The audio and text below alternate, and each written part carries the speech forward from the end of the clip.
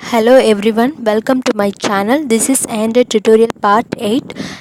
In this video we are going to see about the intents and filters in detail.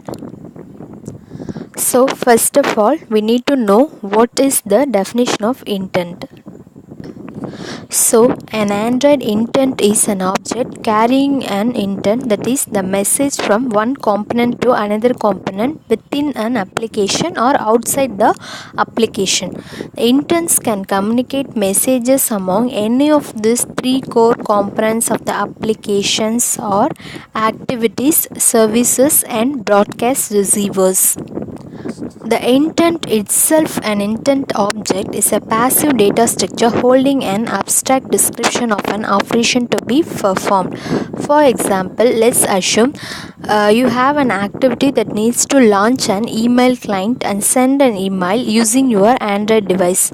For this purpose, your activity would send an action send along with appropriate chooser to the Android intent resolver. The specified chooser gives the proper interface for the user to pick how to send your email data. Let's assume that you have an activity that needs to open a URL in a web browser and your Android device. For this purpose, your activity will send the action web search intent to the Android intent resolver to open given URL in the web browser. So the intent resolver passes through a list of activities and chooses the one that would best match your intent. In this case, the web browser activity. The intent resolver then passes your web page to the web browser and starts the web browser activity. Next, we are going to see the mechanisms for delivering the intent to each type of component. So there are separate mechanisms for delivering intents to activities, services, and broadcast receiver. First, context.start activity. The intent object is passed to this method to launch a new activity or to get an existing activity to do something new. And context.start services. So this intent object is passed to this method to initiate a service or deliver the new instruction to an ongoing service. Next, context.send.cast method. The intent object is passed to this method to deliver the message to all interested broadcast receivers. Next, we move on. What is intent objects? An intent object is a bundle of information which is used by the component that receives the intent plus the information used by the Android system. So an intent object can contain those following components based on what it is communicating or going to perform. Such components are action, data, category, extras, flags, and component name. Let me see in detail about those components. So the first one is action.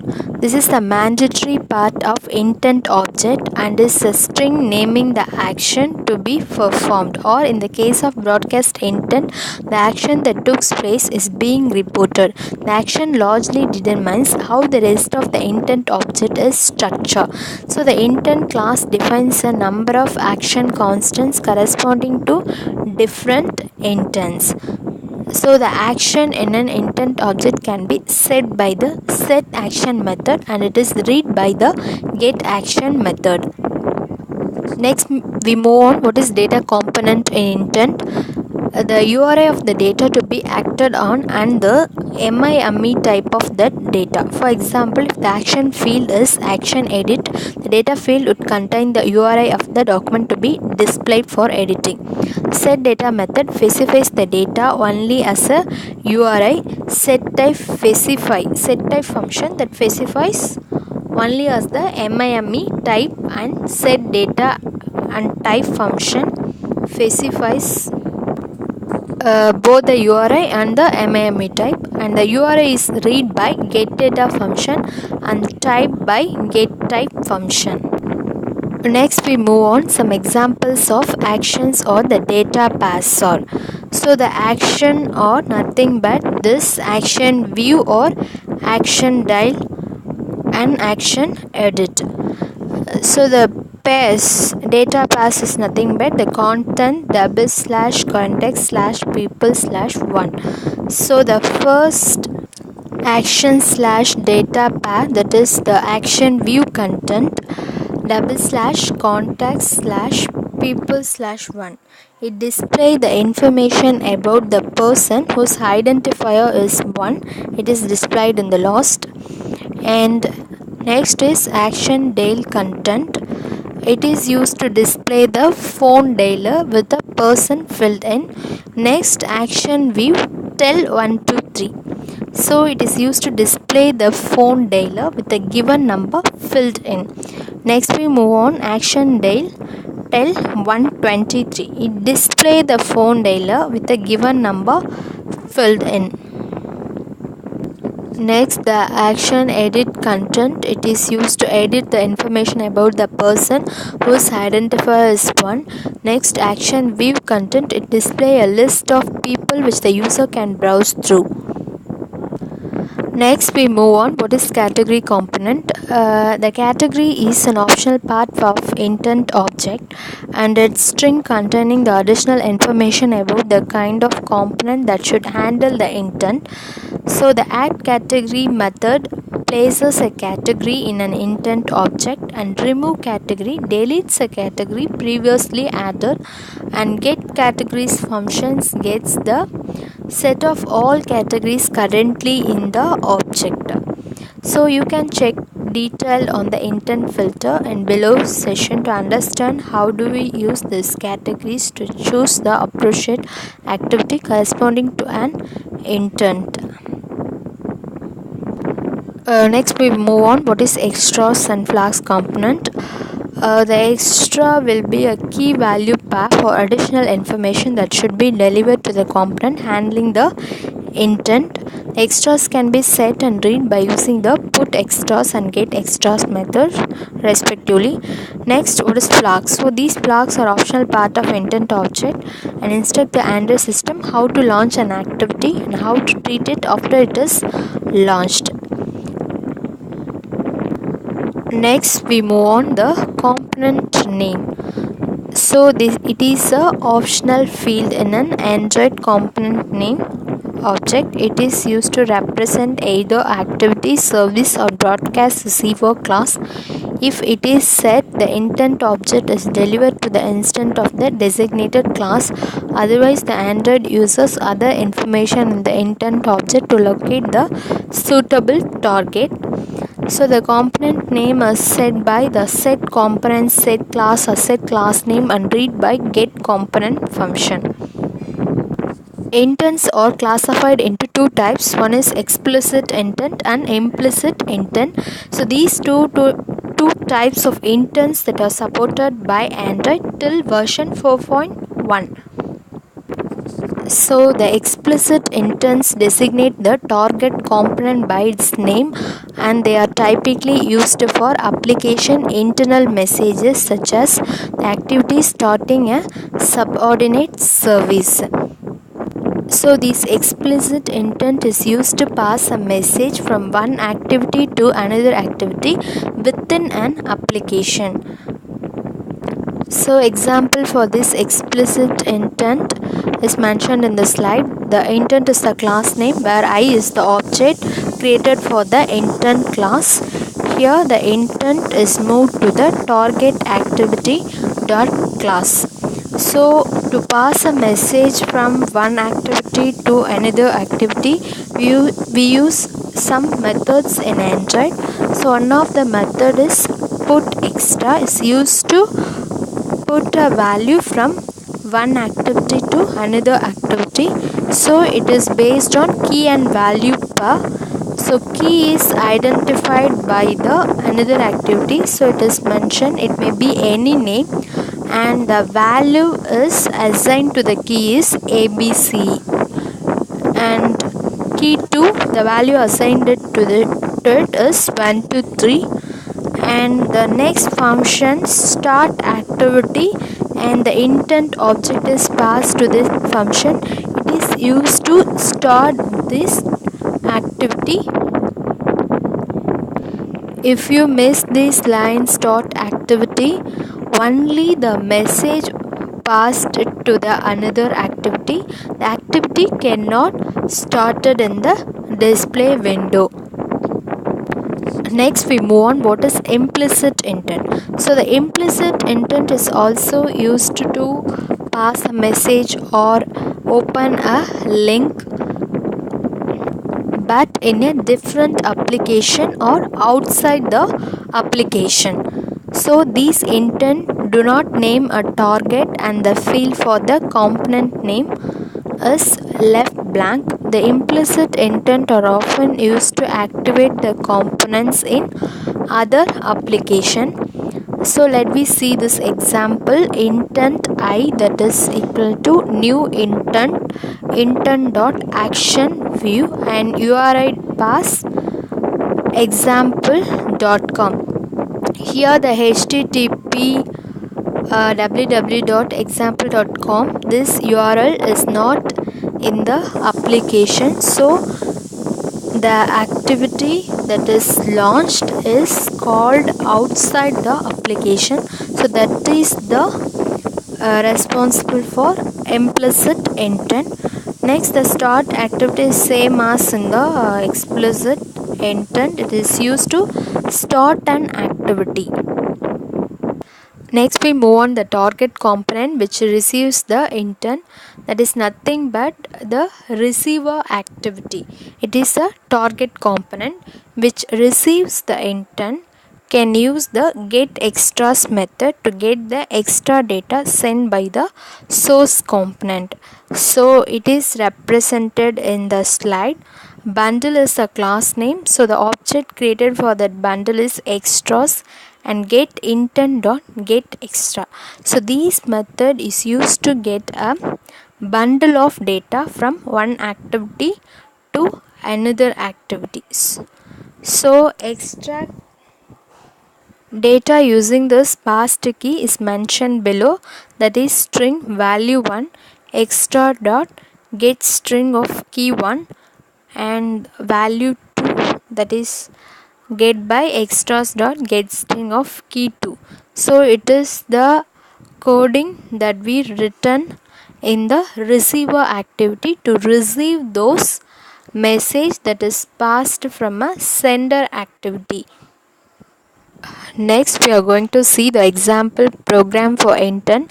This is the program main activity dot java. In this program we have two buttons, the start browser and start phone and a menu. So the button start browser is a implicit intent because it calls the activity that is not within a application. So it is written in the coding as start browser dot set on click listener. It is the event listener for the on click activity.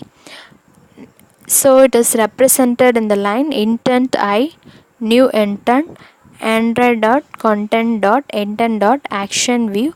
So the URI we are going to display in the next activity is URI dot pass, that is the www.google.com. So when we define this intent, when we click this start browser button, it started a Google activity. Next, the start phone button. It is so the start phone button is a it is explicit intent because it calls the activity within an application, that is the dial pad telephone 95103 and 50. So it is called this number using this dial pad.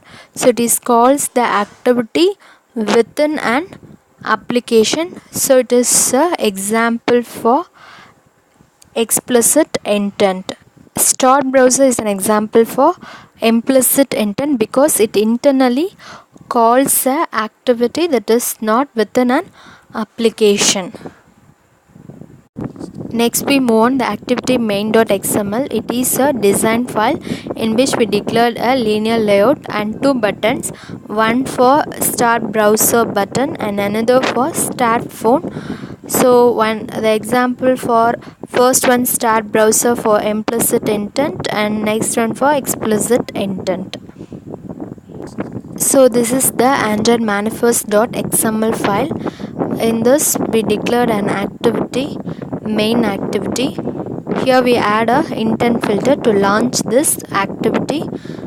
So the main and launcher action and category are declared within this intent filter.